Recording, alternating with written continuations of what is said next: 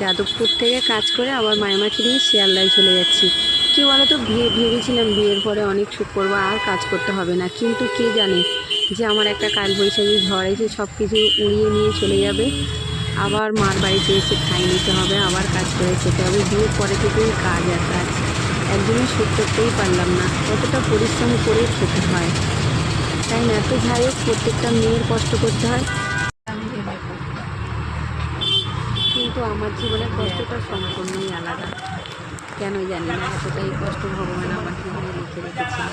এই যেরকম মাইমাকে নিয়ে আমি শিয়ালদাতে যাচ্ছি, সকাল থেকে কাজ করতে করতে ওদিকে আবার ছেলেটা না খেয়ে বসে আছে। আর মাইমা যখন শিয়ালদা থেকে যাদবপুরে নিয়ে যাবে, আমি কোথায় যাবো? শিয়ালদা, এটা কিন্তু চাঁদনি মার্কেট।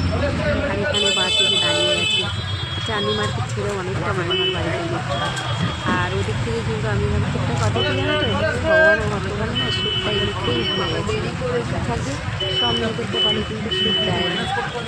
অনেক মেয়েরা আবার শ্বশুরবাড়িতে বিদায় হয়ে যেতে পারে না।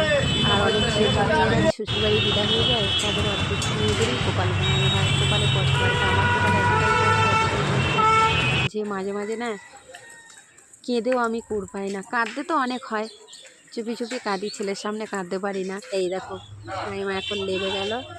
আর এই যে দোকানে দোকানে এখন এই দোকানে বাজার করবে। আর আমার কাছে কতটা ব্যাগ তুলে দিয়েছে দেখো, এই ব্যাগ নিয়ে নিয়ে যাদবপুর থেকে শিয়ালদায় আসতে হয়। আর এই দেখো বাড়িতে ঢুকে গেছি। আর এবার বাড়িতে চলো দেখো কি কি কাজ করি। আর এই বাড়িতে এসে আর জামা কাপড় ছাড়বো না, এখন এই বাড়িতে একটু কাজ করে আবার বাড়ির দিকে রওনা নেবো। আর ছেলেটা আমার না খেয়ে বসে আছে, ছেলের কিন্তু প্রচণ্ড খিদে লেগেছে।